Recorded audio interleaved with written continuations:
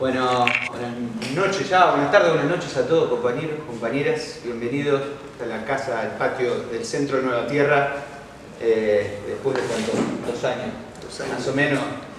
Tuvimos algún encuentro así, pero no convocando, medio raro, uno no sabe cómo hacer bien, hasta cuándo abrir la cosa, pero acá estamos, contentos. Gracias Cuervo por acompañarnos. Y básicamente, bueno, esta casa tiene una larga historia, más de 30 años, nació como un punto de encuentro del centro de Nueva Tierra, donde muchos compañeros y compañeras en los 70, bueno, se tuvieron que exiliar, tuvieron que salir, y en ese momento también no había ni redes sociales ni WhatsApp, y que cuando te reencontrabas, así me cuenta siempre Néstor también, te decía, bueno, estás vivo. Y un poco este centro, el centro de Nueva Tierra, nace como un punto de reencuentro de trayectorias militantes, un punto de reencuentro después de lo que fue esa oscuridad tan grande, esa tanta muerte, y en torno a eso se fue construyendo una institución, pero que en realidad que como institución sería lo secundario, sino más bien la reconstrucción de una línea política, también una forma de comprender el compromiso político usado por la matriz cristiana y católica.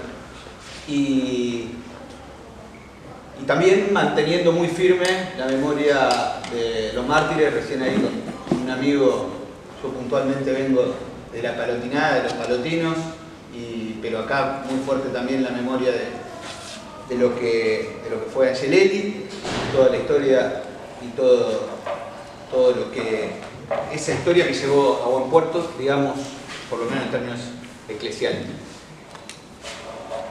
Y después, Factor Francisco, que bueno, Néstor, hoy hicimos al revés. Generalmente es al revés porque sí, yo soy más de esa segunda historia. En general presento yo Nueva Tierra y Santi presenta Factor Francisco en orden cronológico, pero sí diría que en este mismo patio, poco después de la elección del cardenal Bergoglio como Francisco, nos juntamos, éramos unos 50 en ese momento, tratando de procesar el evento, la sorpresa, porque esta institución, teniendo vínculos históricos siempre con la Iglesia Latinoamericana, con la Teología de la Liberación, viniendo siempre acompañando procesos políticos, habiendo atravesado el 2001, acompañando el crecimiento, la consolidación del kirchnerismo. Bueno, como seguramente muchos de nosotros cuando el arzobispo de Buenos Aires fue elegido papa, tuvimos nuestro momento ahí de reflexión. Y en este mismo patio una compañera que estaba ahí dijo, nosotros no podemos dejar de dar cuenta de la verdad que conocemos, de la historia que compartimos, y por eso mismo no podemos dejar de dar cuenta de la esperanza. Y ahí, después de muchas cosas, avanzó y un tiempo después estábamos con muchos compañeras y compañeras reflexionando, profundizando los escritos, los gestos, como decimos desde Factor Francisco, las buenas provocaciones del Papa argentino y lo que nos dice a nosotros, lo que le dice al movimiento nacional y popular, lo que le dice a muchos y muchas en el mundo. Y bueno, y todavía estamos en eso. Desde Factor Francisco venimos haciendo eso, muchos y muchas de ustedes los conocen, otros quizás están por primera vez. Venimos a contarles de todo un mes, de un seminario de 4 encuentros, porque el domingo se cumple 1 año de la publicación de la 3ª encíclica de Francisco, Fratelli Tutti, hermanos todos, y en ese marco vinimos caminando. Hace un tiempo Andrés tuvo la cortesía de invitarnos a conversar, le propusimos hacer una entrevista y enseguida Andrés nos propuso transformarla en un encuentro. Y después de haber hecho los 4 encuentros del seminario, en precisamente queremos hacer... Artemio López tiene una frase muy linda que con Santiago usamos mucho en Factor Francisco, que dice, quien opera un operador tiene 100 años de perdón. Y creo que aplica, ¿verdad?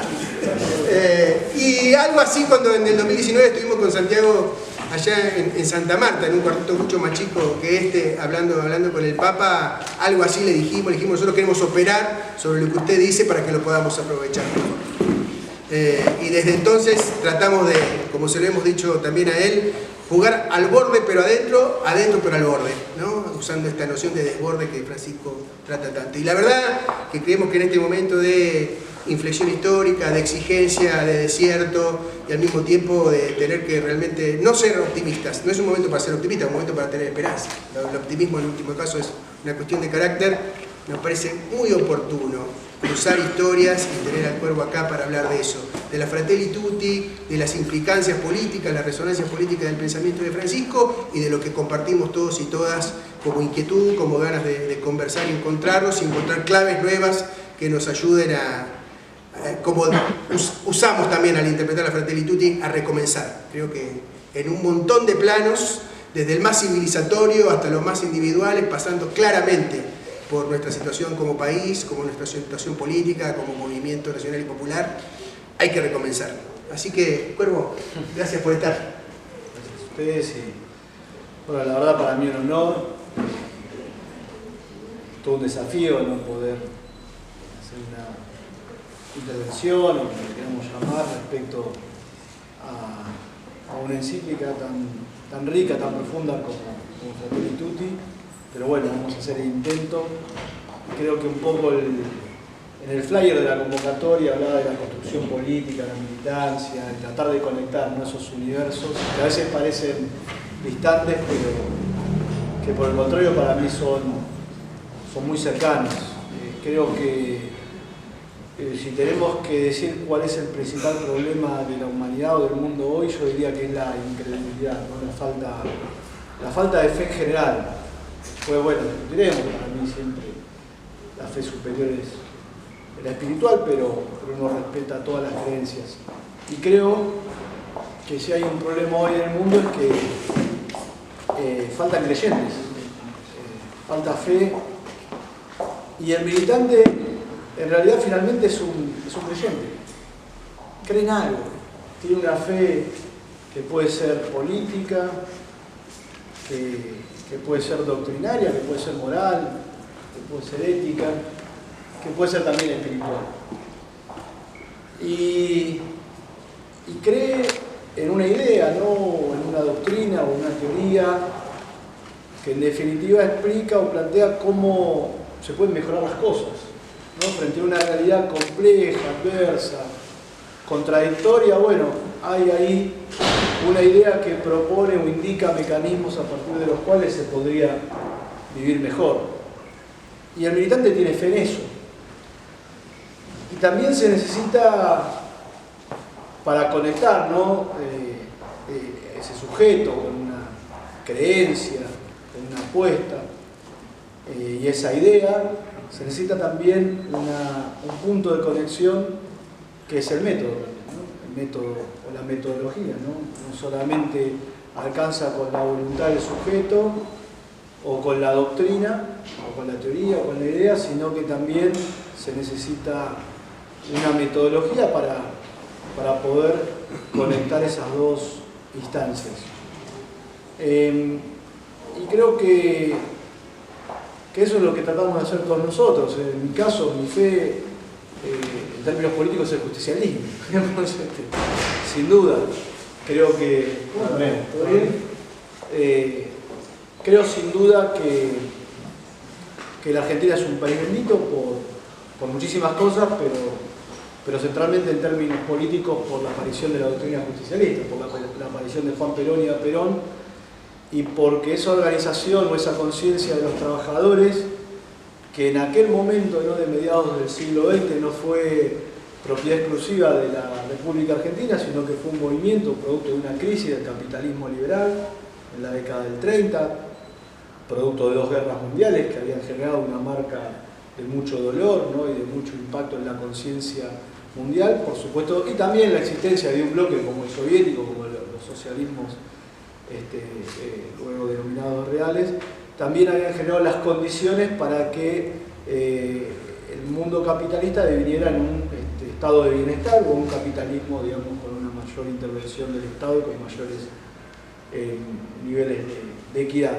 Pero bueno, ese fenómeno que se dio en América Latina y en otros países del mundo, donde aparecieron movimientos políticos que tendían al reconocimiento de los derechos sociales en general o a un mejor nivel de vida de las mayorías, no en todos los países en general, diría que casi en ninguno produjeron o generaron una doctrina. Es más, diría que si observamos los procesos históricos, en el único lugar del mundo, venimos a decir, donde aún sobrevive las doctrinas, digamos, o los movimientos que se constituyeron en aquel tiempo, es en Argentina a través del peronismo y el justicialismo, con todas las contradicciones que podemos señalar. Inclusive los propios socialismos, ¿no? Con sus variedades y demás, todos fueron virando hacia posiciones terceristas, ¿no? Ninguno se mantuvo en un nivel de ortodoxia rígida como el que quizás tuvieron en algún momento del siglo pasado. Entonces, me parece que en nuestro país, el general Perón en su momento tuvo la visión de comprender que había que buscar un equilibrio entre el individuo y la comunidad, o la comunidad y el individuo. Es decir, o también ponerlo en otros términos, ¿no? La libertad no se puede comer la igualdad, y la igualdad no puede someter a la libertad. Y ese equilibrio dinámico, complejo, esa tensión permanente, me parece que es el desafío que nos plantea la acción política a nosotros. Cómo entender que el individuo no se puede realizar en soledad, que necesita de una comunidad, y cómo entender que la comunidad no debe oprimir las características de cada individuo y las propiedades creativas naturales que anidan en cada ser humano. Y me parece que ese es el debate permanente que nosotros observamos, que hace también a la Argentina como un país tan difícil de comprender, al peronismo como un hecho tan complejo para comprender, y que finalmente a nosotros nos da la posibilidad de problematizar y de asumir ese debate en el marco de no pocas tensiones, pero sí con una mirada profunda y enriquecedora. Y cuando tenemos que decir, bueno, ¿cómo resolvemos los problemas de nuestro país? ¿Cómo resolvemos los problemas del mundo? Desde ya que nosotros creemos que el justicialismo es una solución. Es una solución. Es más, de hecho, el propio general Perón planteaba que el cristianismo, él decía, no tiene una formulación política, por lo tanto el justicialismo se emparentaba y era la formulación política más cercana a esos valores y esas ideas planteadas en el Evangelio. Pero bueno, en este contexto, como bien decía antes, o como decía antes, no sé si lo decía bien, pero digamos, cuando uno dice, ¿cuál es el problema de la humanidad? ¿Cuál es el problema del mundo? ¿Por qué, viste, abrimos un diario, ponemos la tele, la radio, el Twitter, qué sé yo, y siempre son negativas, pálidas y situaciones tan complejas? Bueno, yo decía, el principal problema me parece que es la falta de creencia. También creo que eso va asociado hacia ciertos espejismos que se generaron en los últimos siglos. Y parece que la humanidad quedó encandilada con el espejismo del progreso material, del progreso económico, de una serie de datos indiscutibles, ¿no? del avance de la ciencia, de la tecnología, pero que sin duda no resolvieron de fondo los grandes dilemas existenciales de la humanidad. Y al contrario, digamos, ese crecimiento, ese avance, ese desarrollo no estuvo acompañado o no estuvo complementado por un crecimiento, una evolución en términos morales y éticos de la humanidad. Por el contrario, esa brecha se presentó. Creo que eso es algo que también advertía el general Perón permanentemente. Entonces creo que nosotros tenemos como desafío ver cómo acortamos esa brecha y cómo comprendemos que muchas veces los progresos, ¿no? que sí lucen llamativos, rutilantes y demás, pero que finalmente no terminan dándonos pistas a partir de las cuales podamos vivir de una manera más integrada como sociedad y como comunidad. Me parece que el desafío nuestro es, bueno, tanta capacidad racional, mental, para avanzar en tantas cosas, no puede aplicarse o no podemos observar que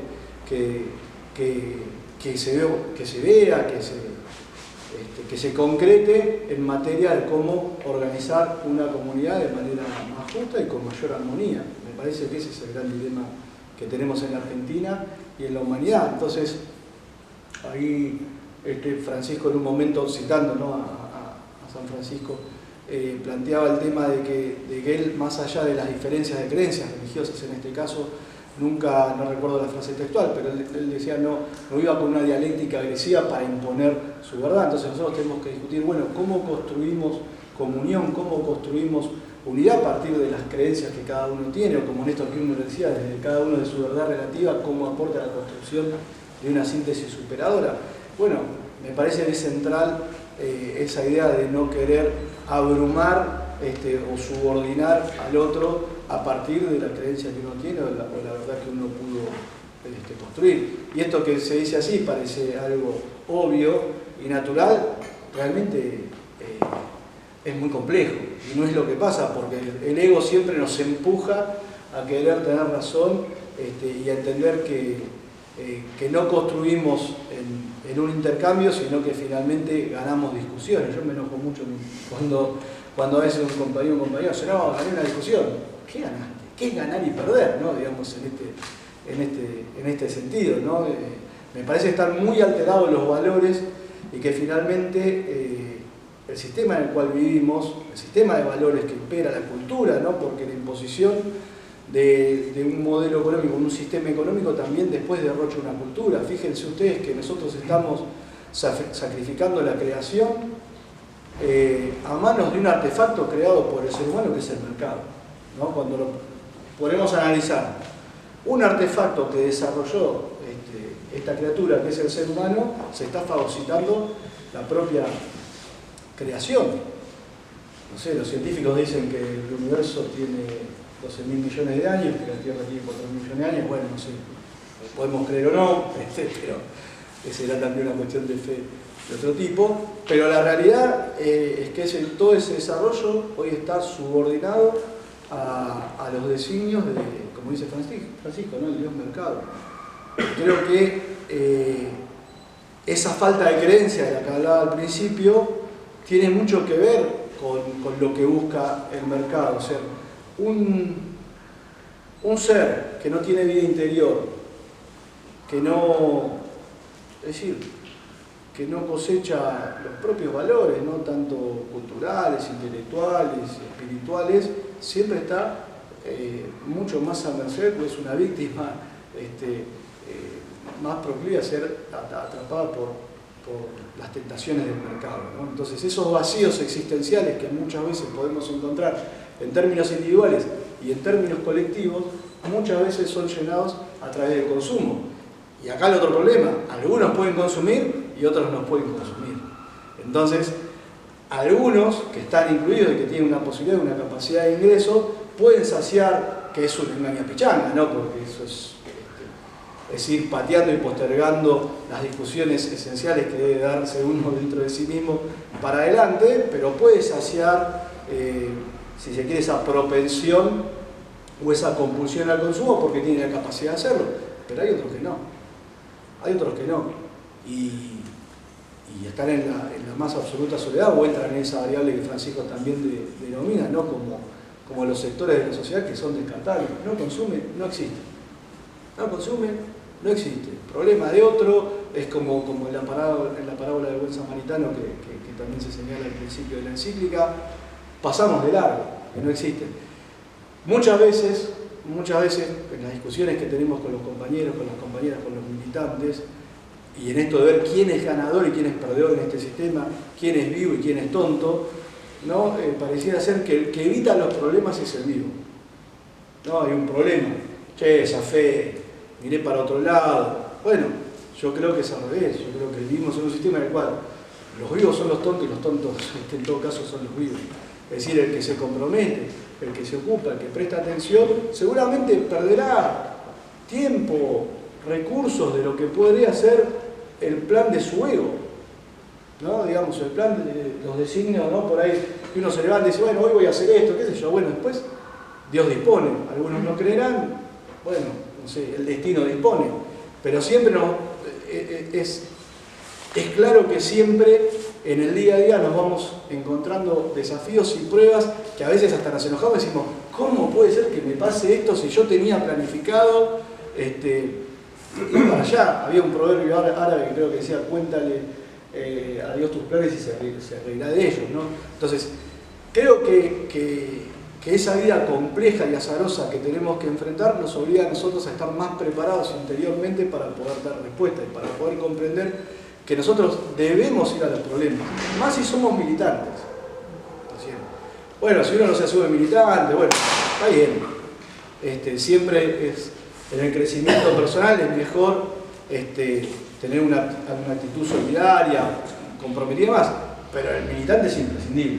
El que dice que es militante, sí o sí, tiene que, por el contrario, no sufrir los problemas, sino entenderlos hasta como una bendición que llegan para ponerlo a prueba y poder crecer. Para el que cree será una bendición, al que no cree, bueno, será un desafío en la escala de su formación política, ideológica, como le queramos llamar. Pero creo que ahí está la clave, ¿no? Que nosotros podamos comprender que los problemas están ahí, nos están esperando.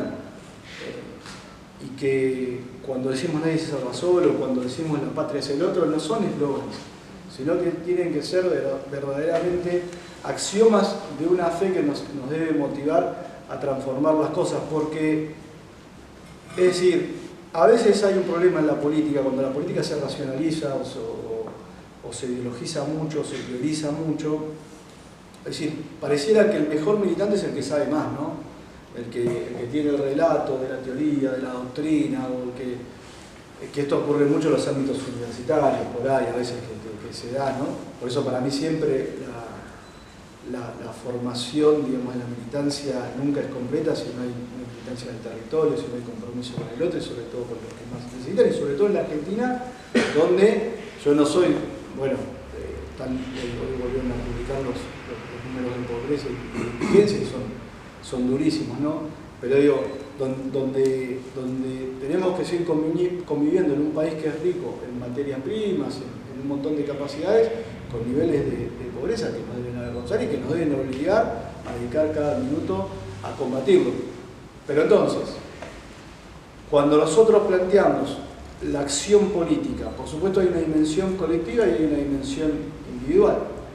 Entonces, muchas veces, ¿cuál es el riesgo que tiene la política cuando se racionaliza, cuando se deshumaniza, cuando se piensa 100% con la cabeza y muy poco con el corazón? Porque en esto yo creo que siempre hay que buscar un equilibrio, ¿no? Y cuando la razón se autonomiza del corazón ya entramos en problemas. Entonces, ¿cuál es la política que nosotros necesitamos? No solo aquella que declama las transformaciones colectivas para el conjunto de la sociedad, sino aquella que también entiende que debemos partir o que de manera complementaria tenemos que ir desarrollando una transformación interior y personal. Porque si no, digamos, a veces escuchamos grandes recitadores o recitadoras de verdades absolutas que tienen corazón de piedra y que pasan de largo, si ven a un mendigo pasan de largo, si ven un problema pasan de largo, y creo que la política se ha hecho mucho daño por pasar de largo. Y como la política es algo tan importante, y en mi mirada es algo sagrado desde cierto punto de vista, pero como está implicado el poder, por supuesto también el demonio orbita y opera, y aparecen las tentaciones, los ceos, las disputas, las divisiones, ¿no? Porque ¿cuál es el objetivo? Unir. Nosotros tenemos que ir hacia la unidad, ¿no? Me parece que todos venimos del mismo lugar y vamos a volver al mismo lugar en mi fe y en mi creencia. No quiero, pero bueno, pero siempre creo que el objetivo es, como dice Francisco, tender puentes y unir. Ahora, el diablo, ¿qué busca siempre? La división. Bueno, uno puede creer o no puede creer, pero la cizaña de la división siempre está ahí para partir, para fracturar y para fragmentar. Entonces, la política, que es lo que puede transformar en un nivel de la organización social las cosas para que las personas puedan tener un mejor nivel de vida o un piso de dignidad, etcétera, etcétera, etcétera, todo lo que ya conocemos, debe ser honrada, debe ser cuidada. Y muchas veces observamos y vemos, y Francisco también hace muchas referencias a los medios de comunicación, bueno, sí, a que hay mucha información con poca sabiduría, no me recuerdo exactamente, pero sí, bombardeo, hay un bombardeo con poca sabiduría, y es la época de la humanidad en la cual hay mayores sistemas de comunicación e integración, y quizás es el momento que más separadas estén las personas y las comunidades. Pero y naturalmente el poder económico y el poder mediático, por supuesto que siempre tienden a debilitar a la política, porque no quieren convivir o compartir o pretenden negociar en una condición de superioridad con el poder político. Entonces siempre va a haber una denostación y un ataque a la política. Ahora el punto es cuando los políticos colaboran con esa denostación. Ahora el problema que tenemos es cuando los que hacen política colaboran con esas infamias, porque banalizan, porque relativizan. Y yo digo, uno viene de una militancia de muchos años, ¿no? ¿Y esto se hace en serio o no se hace? Esto se hace en serio o no se hace. No es que uno milita y bueno, y veo si milito y me saco una fotito y el Twitter, o pego un carguito, bueno, en fin, todas esas excrescencias de la coyuntura política que, no sé, esto se hace para transformar la vida de la gente, porque si no, no tiene sentido, porque verdaderamente también, hay que decirlo, la acción política, la práctica política, insume un compromiso, insume un tiempo que uno, por supuesto, desde ya que le quita otras actividades, a los propios afectos y demás, por supuesto, entregando muchísimo tiempo de su vida, pero para objetivos muy pequeñitos, ¿no? Cuando estamos discutiendo, siempre viene el cierre de lista o esos momentos todos al borde de... pero bueno, ¿viste? Yo digo, es tan importante. Y a uno le pasa, a mí también me pasa, me enojo, pienso, ¿viste? Digo, bueno, pasó esto, y vos te das cuenta que después nada es tan importante o tan crucial, y hay cosas mucho más importantes y mucho más de fondo. Pero bueno, creo sin duda que en lo que remite a nuestro país y a la humanidad, y estoy convencido, y hoy Francisco es el gran vocero, uno de los pocos voceros, o diría el vocero más potente que da los debates a nivel internacional y que llama la atención respecto a esta carrera desenfrenada que ha olvidado los valores esenciales de la creación, ¿no? Porque me parece que en definitiva se trata de discutir el sentido de la vida, y esa discusión nunca aparece,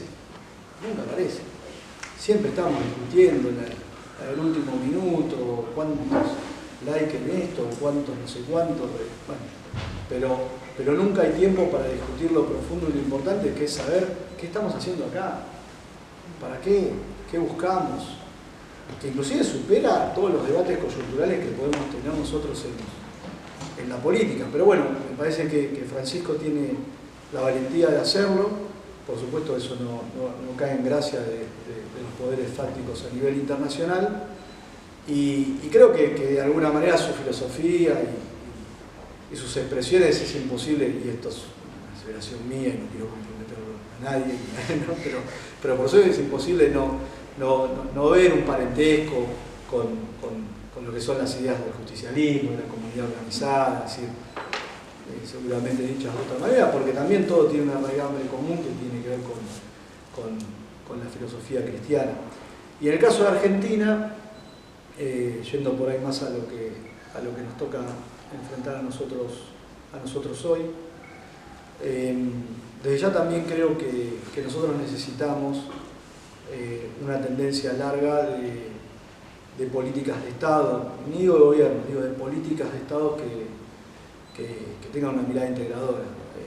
Desde ya, por supuesto, creo y estoy convencido que el peronismo, con todas sus deficiencias, con todas sus dificultades, es la única opción política que se hace cargo realmente, objetivamente y en la práctica de esa discusión. Pero el mundo se rompió hace prácticamente 50 años. Hablábamos del estado de bienestar o de un capitalismo productivo. Fíjense ustedes que hoy nosotros, o en la década del 70, ¿no? Aquella generación de Esmadel que hablaba Néstor, o los debates, ¿no? que fueron tan efervescentes en aquel momento, con sus trágicas consecuencias obviamente por la oscuración de los genocidas y los factores del poder. Pero fíjense ustedes que en aquel momento se discutía cómo pasar de un capitalismo productivo a un sistema social mucho más solidario, con razón o no, equivocados o no, pero bueno, estaba el debate, también inclusive hay un debate dentro de si era socialismo nacional, las tendencias del peronismo, tendencias más de izquierda, pero hay un debate. Hoy nosotros estamos marcando como utopía volver a un capitalismo productivo. Hoy estamos discutiendo si el trabajo existe o no existe, ¿no? O hay un sector de la sociedad que directamente es excluido y hay que condenarlo, bueno, forma parte de ese sector descartable que nunca más se va a reinsertar con sabidas dificultades culturales también que conllevan la pobreza y la marginalidad. Porque nosotros, cuando yo le decía, el mundo se rompió hace 50 años, ¿por qué? Porque decididamente hubo una ofensiva neoliberal, una ofensiva del sistema financiero que fue exitosa, que claramente fue exitosa.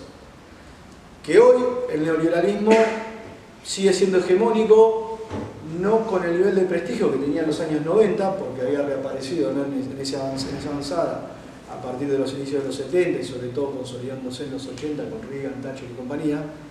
En los 90, y luego en la caída del muro de Berlín y todo lo que conocemos, el neoliberalismo, el liberalismo en realidad aparece con el neo, como si fuera algo nuevo, que no lo era lo que había fracasado en la década del 30, pero tenía una pátina de novedad, ¿no? O sea, te habías quedado en el 45, bueno, todo lo que ya conocemos. Ahora, ese mundo que se rompió en términos económicos, en términos productivos, genera profundas huellas en materia social y en materia cultural. Entonces nosotros hoy estamos lidiando, y muchas veces en Argentina, a veces tenemos que escuchar, dicen, no, hace 50 años, 80 años, 1000 años que gobierna el peronismo, no sé. Desde que existe la humanidad gobierna el peronismo y por eso todo es negativo, digamos. Siempre son demasiados. En realidad, lo que gobierna es el liberalismo, o sea, y el peronismo surgió como respuesta y en todo caso después, en el proceso de la onda que estamos viviendo ahora a partir del 24 de marzo del 76 en la Argentina, pero de inicio de los 70, cuando Nixon rompe con el patrón oro en el respaldo al dólar y un montón de otras medidas que se fueron dando y que fueron inaugurando una etapa de una economía cada vez más ficticia y más volcada al sistema financiero. La realidad es que hay una hegemonía neoliberal a nivel mundial y en la Argentina también, que pudo ser contrarrestada en distintos momentos, con la recuperación de la democracia, algunos activos de buena fe que no pasaron a mayores.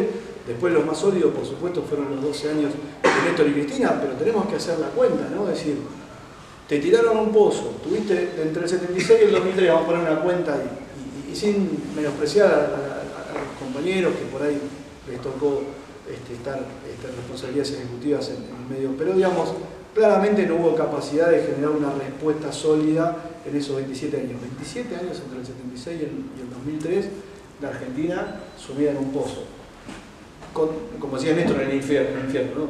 Empezás a salir, 12 años que empezás a salir, de repente vienen 4 años que te pegan una patada para abajo y cuando querés volver a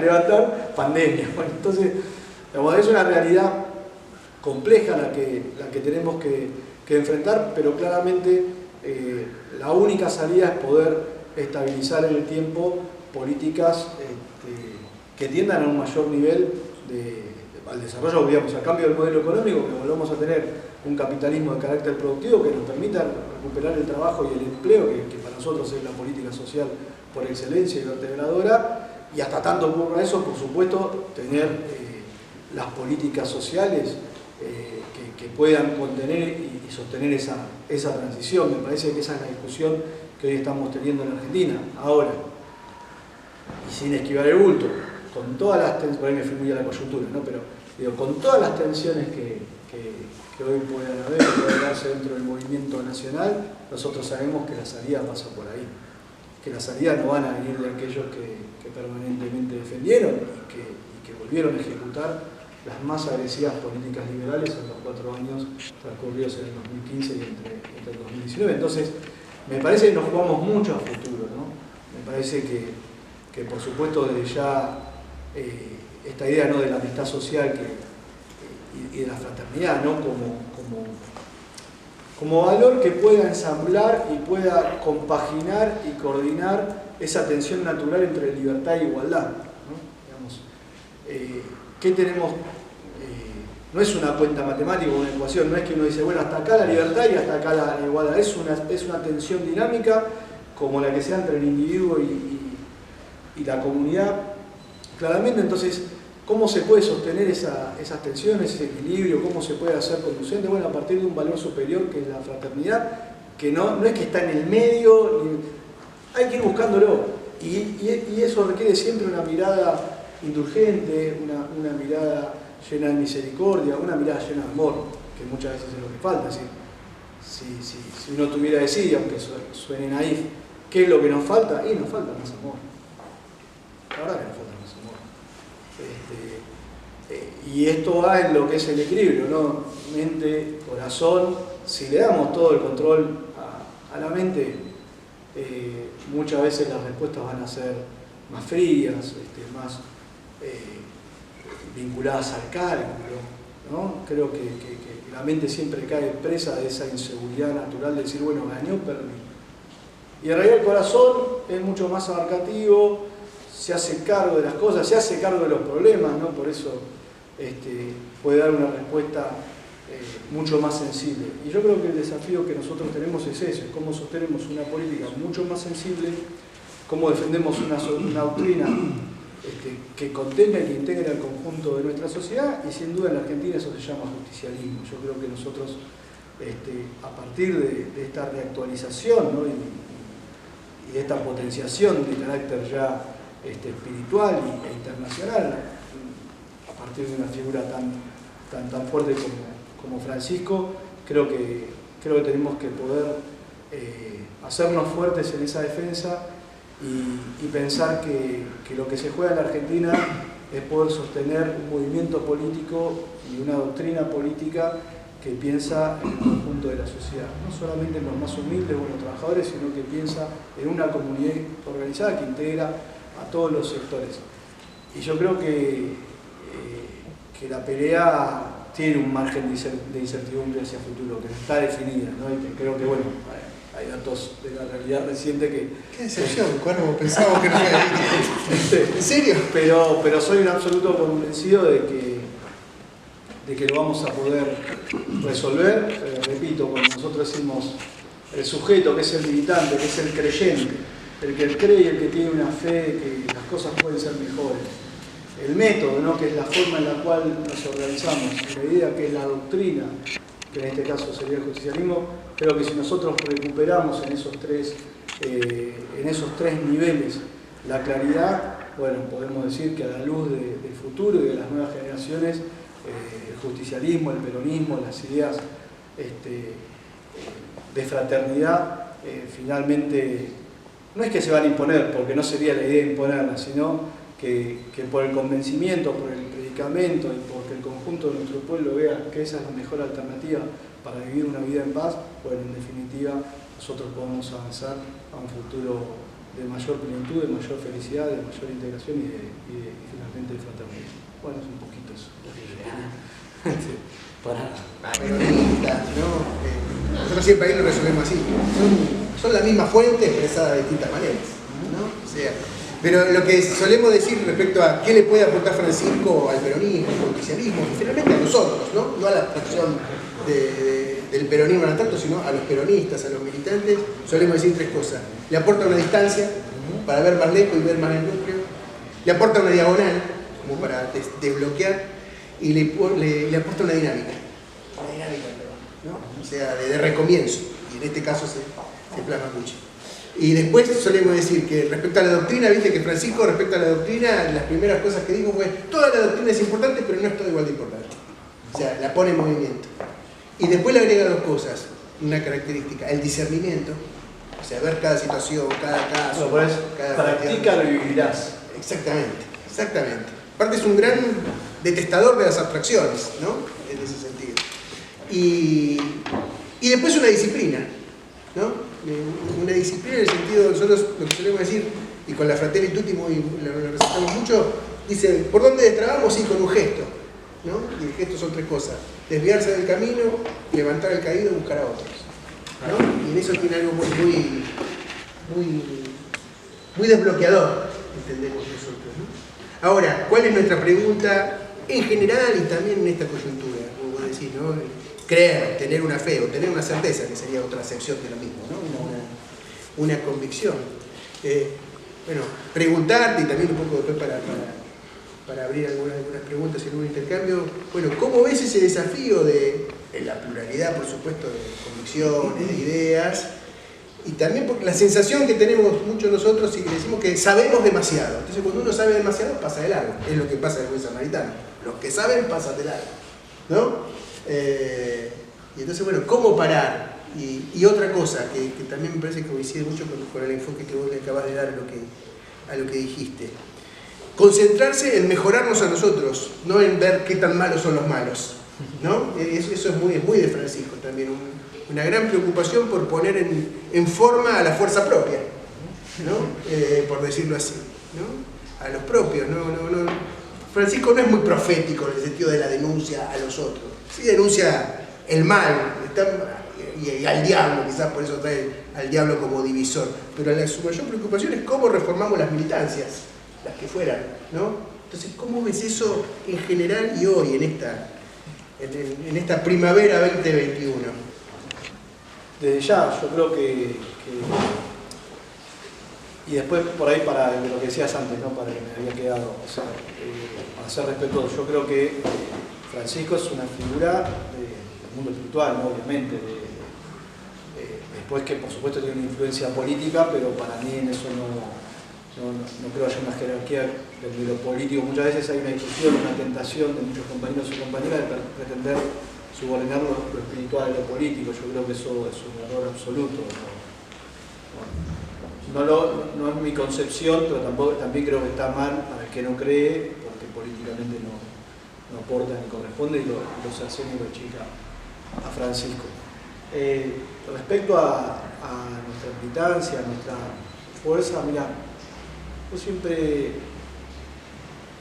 con los compañeros o las compañeras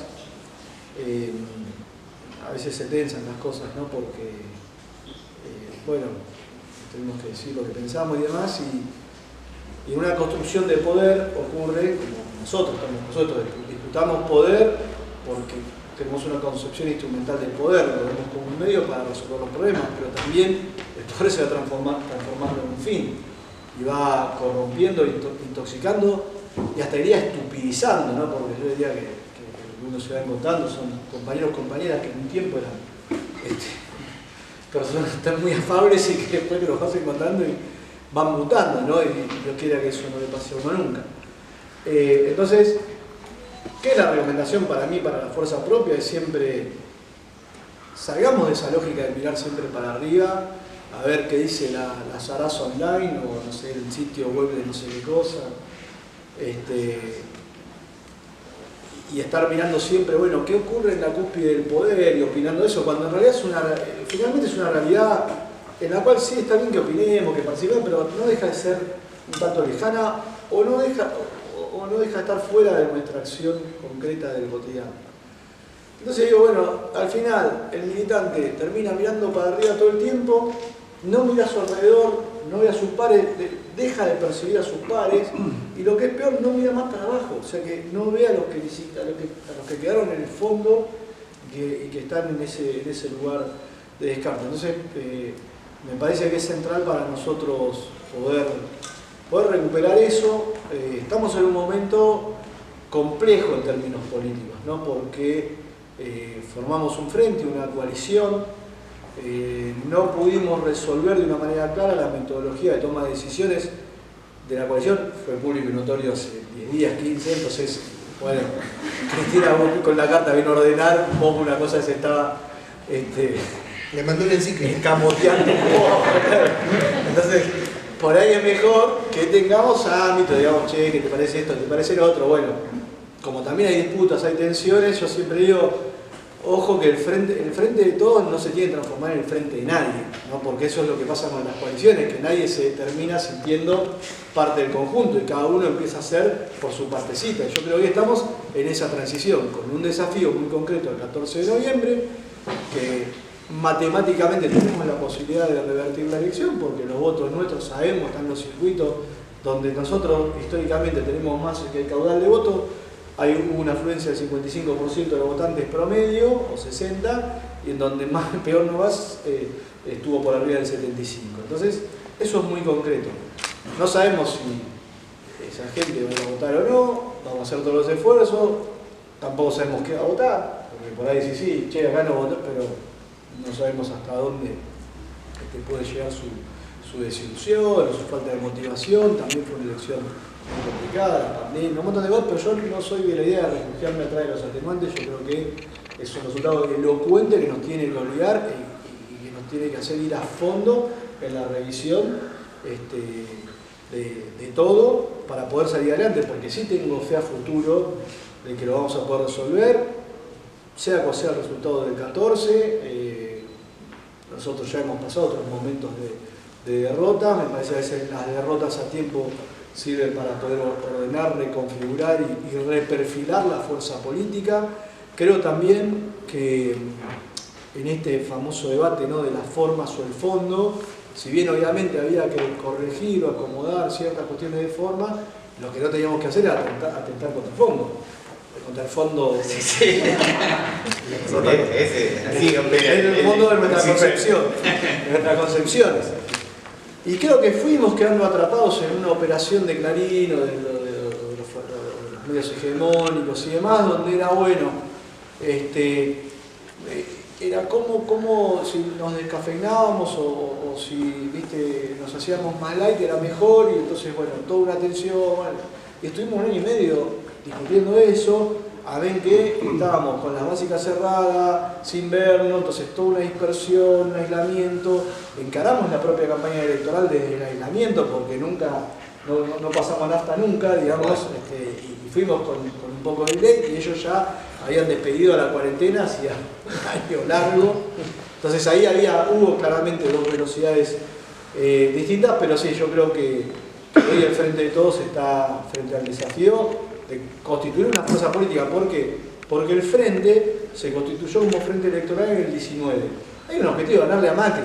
Todos felices, éramos amigos, viste, era toda armonía. Los queríamos, los que nos puteábamos antes, buenísimo. Cumplimos el objetivo, había que gobernar. Entonces, eso devino una coalición de gobierno, ya un proceso más complejo. Porque Perón decía que la elección, el acto electoral era un acto cuantitativo, pero el gobierno era un acto cualitativo, ¿no? En una tenés que juntar votos, ¿vale?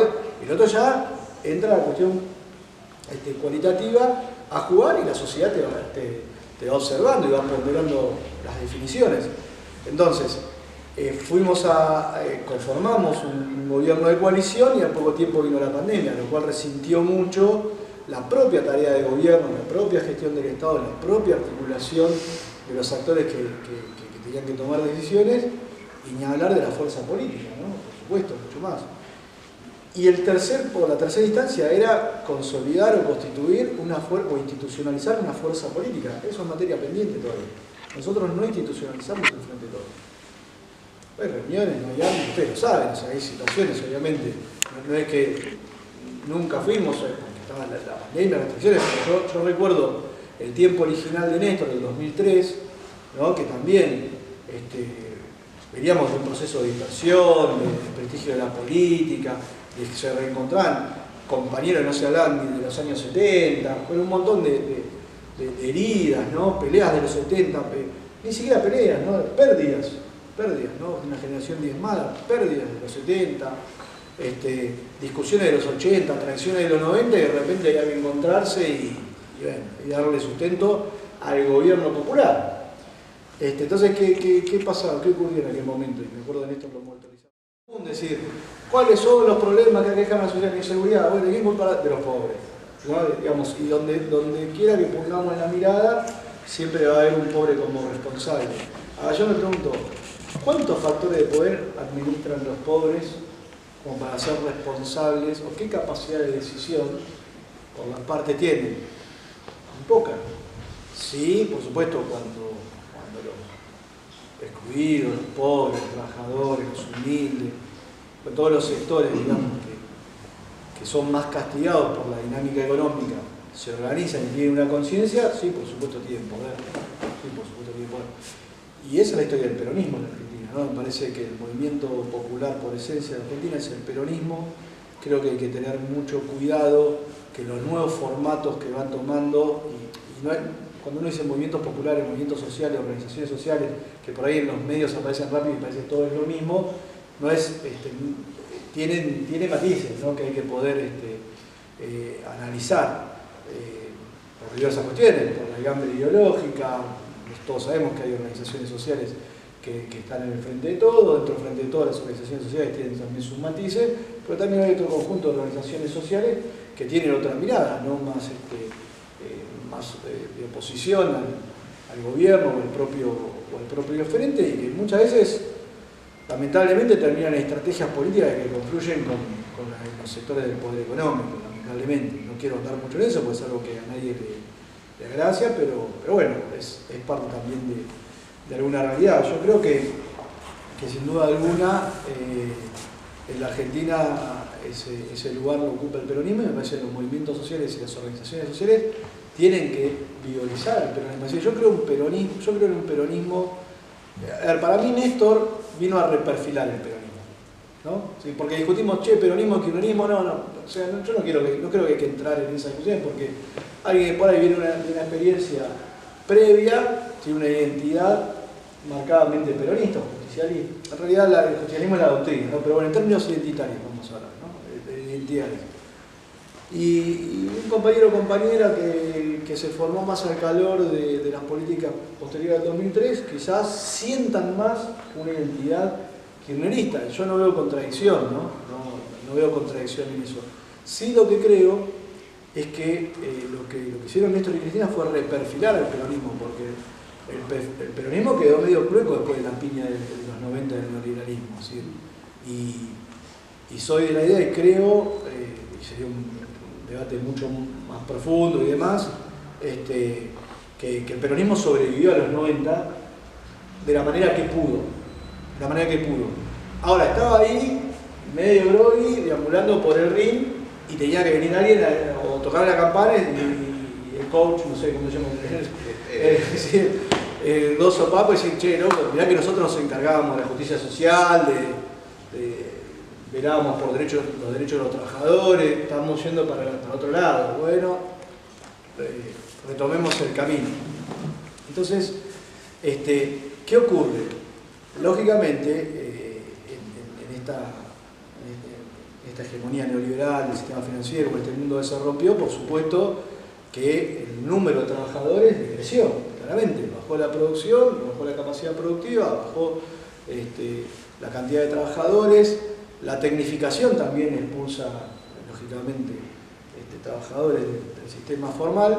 Entonces, a partir de los 90, ya ha llegado el 2001, 2002, 2003, aparece un movimiento social popular dividido entre los trabajadores que estaban incluidos y los que estaban incluidos, organizados en movimientos desocupados.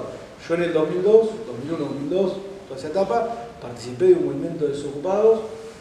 A ver, no es que fue mi voluntad, sino que la gente misma nos fue llevando a eso, porque nosotros realizábamos tareas sociales, el apoyo escolar, la asistencia al comedor, todo en un barrio.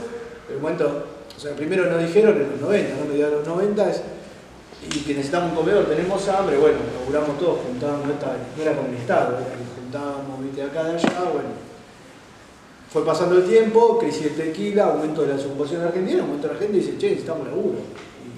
¿Cómo hacemos? Bueno, se fue dando una organización, y nosotros por ahí, que éramos militantes provenientes de una clase media, ¿no?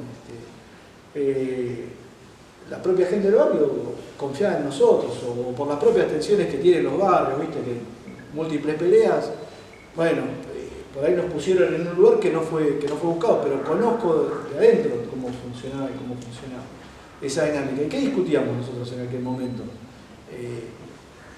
¿Cuál era el planteo permanente de todas las reuniones? Bueno, ¿cómo pasamos del debate reivindicativo en términos sociales al debate político? Nosotros queremos discutir un modelo país, nosotros no estamos acá, movilizábamos, reclamábamos por todo lo que era asistencia alimentaria, por todo lo que podía ser, en ese momento surgían los planes de trabajar, después vinieron los jefes y jefas de bar puntuales, que la verdad fue una política de carácter universal, porque ahí ya no era que se elegía, che, vos sí, vos no, sino que todo el que se anotaba, prácticamente llegó a 2 millones de beneficiarios, estaba contenido en ese ingreso. Pero ¿cuál era nuestro debate? Nosotros no queremos seguir reclamando planes sociales eternamente. Nosotros queremos un modelo distinto. De hecho, ¿qué hacíamos con los compañeros, con las compañeras en el barrio?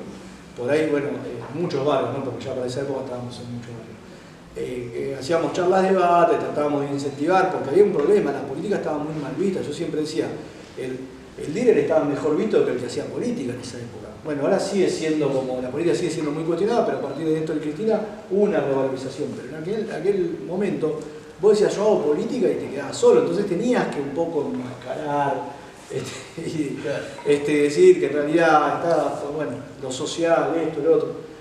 Ahora, nosotros siempre decíamos, bueno, discutamos un modelo de país, entonces hacíamos la charla de formación con los vecinos, las vecinas.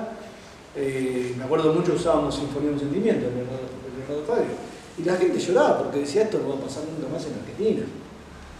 Gente grande, mayor en esa época, ¿no? que habían sido pibes, más pibes en la época de Perón, o que habían conocido por algo en los 70, digamos, muchos habían formado parte del movimiento villero peronista, y lloraban, decían, esto no va a pasar nunca más en Argentina. Entonces, un poco de ahí veníamos. ¿Y qué ocurre hoy?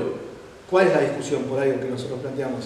No retrocedamos, ¿no? O sea, los movimientos sociales, con el movimiento obrero, tienen que discutir un proyecto y un modelo de país. Lo mismo ocurre en el movimiento obrero. Yo siempre digo que hay tres niveles, ¿no?, en las organizaciones gremiales. Está la organización sindical que discute los derechos de su propio gremio, ¿no? Y está bien. Algunos por ahí no tanto, pero bueno, pero defiende los derechos de su gremio.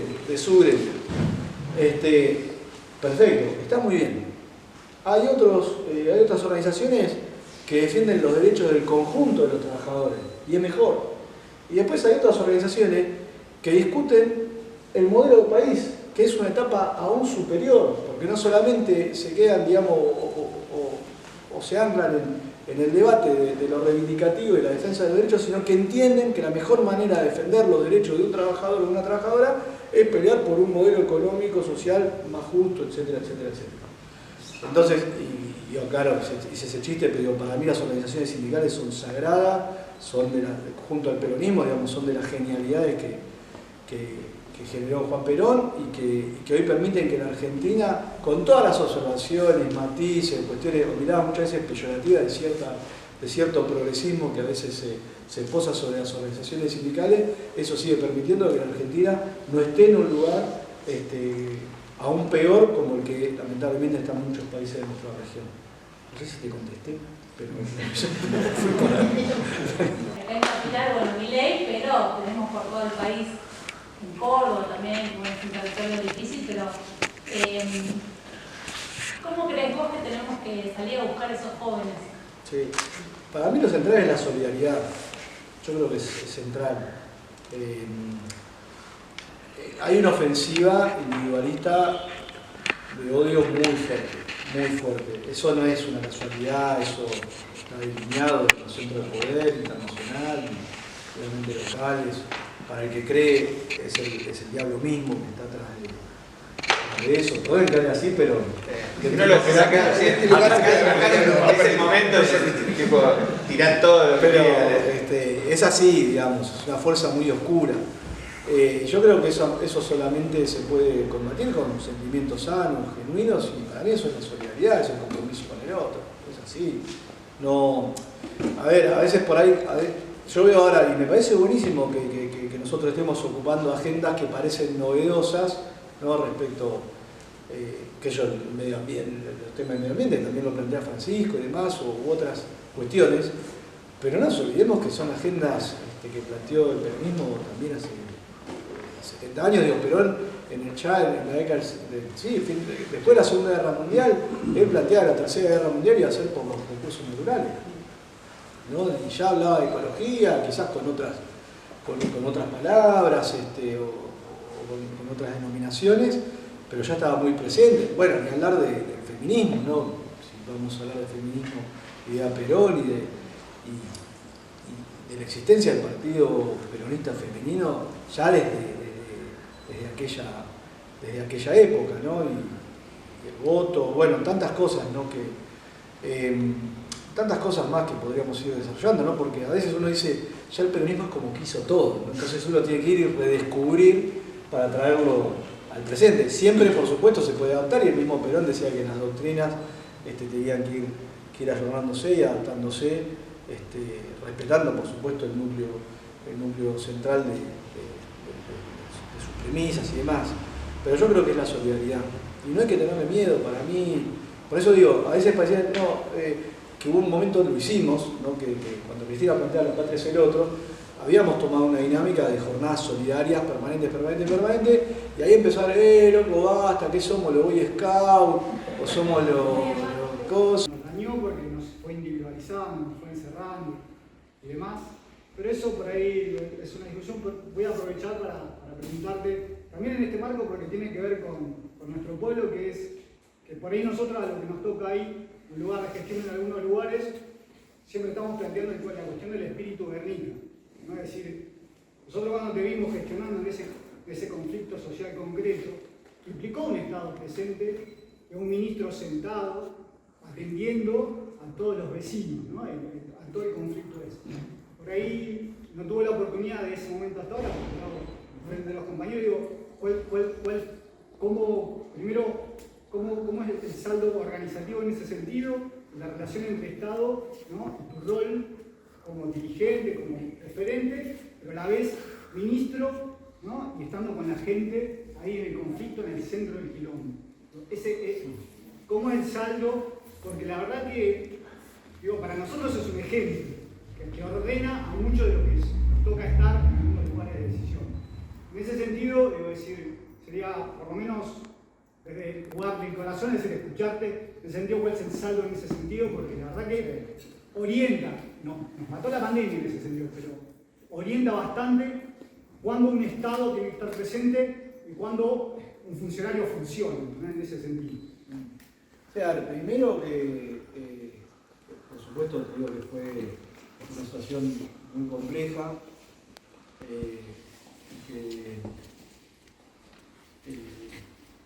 a ver, por mi experiencia militante pude tomar esas determinaciones. Si no hubiera tenido claramente esa experiencia, me diría que estaría perdido todavía, digamos. Si bien las cosas se podrían haber hecho mejor, inclusive, obviamente, pero bueno, creo que hay algo que se hizo y que fue valorado y tuvo que ver con el conocimiento, bueno, de nuestra gente, de nuestro pueblo, de las dinámicas que se dan en esas situaciones de tanta postergación y carencia, y también de muchas veces el aprovechamiento que se hace de algunos sectores de esas situaciones no resueltas por parte del Estado y de la política argentina, ¿no? Los saldos, mira, diría dos. Uno es que nosotros desarrollamos un programa que no lo presentamos todavía en público, pero que lo vamos a hacer seguramente en el correr de los días, y que lo fuimos desarrollando no de manera visible, sino más como experiencias piloto post-Guernica, que se llama Organizar Comunidad, y que justamente lo que busca es articular, no solo acercar al Estado, sino que el Estado también reconozca y pondere las formas de organización comunitarias y los liderados comunitarios, ¿no? Me parece que ahí hay en la fractura esa que siempre mencionamos, hay un gran divorcio. El Estado no comprende a la gente y la gente ve al Estado a 5.000 años luz, ¿no? Muchas veces. Entonces hay que poder hacer un trabajo de ya el Estado presente, pero también un Estado sensible, un Estado que se adapte a la realidad que tiene que enfrentar, no un Estado que pretenda de manera soberbia que el pueblo se adapte a las normas, por supuesto siempre respetando los procesos administrativos, ¿no? Por esto acá siempre hay una discusión.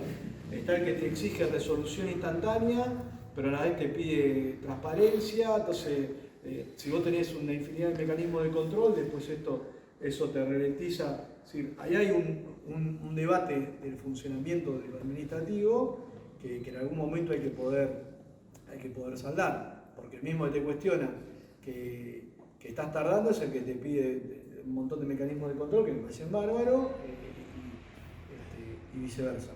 Pero bueno, lo que busca, lo que va a buscar, o lo que busca ya, porque se está desarrollando, pero no con difusión, el programa es justamente eso, poder generar la instancia donde los distintos niveles del Estado se hagan presentes en los territorios más castigados, y que esa coordinación intraestado también se exprese en colaborar en la propia coordinación de los actores de la comunidad. Porque nosotros hablamos de una comunidad organizada, ¿no? Pero hoy todavía estamos en una fase de una comunidad bastante diezmada. Entonces tenemos que ahí curar heridas.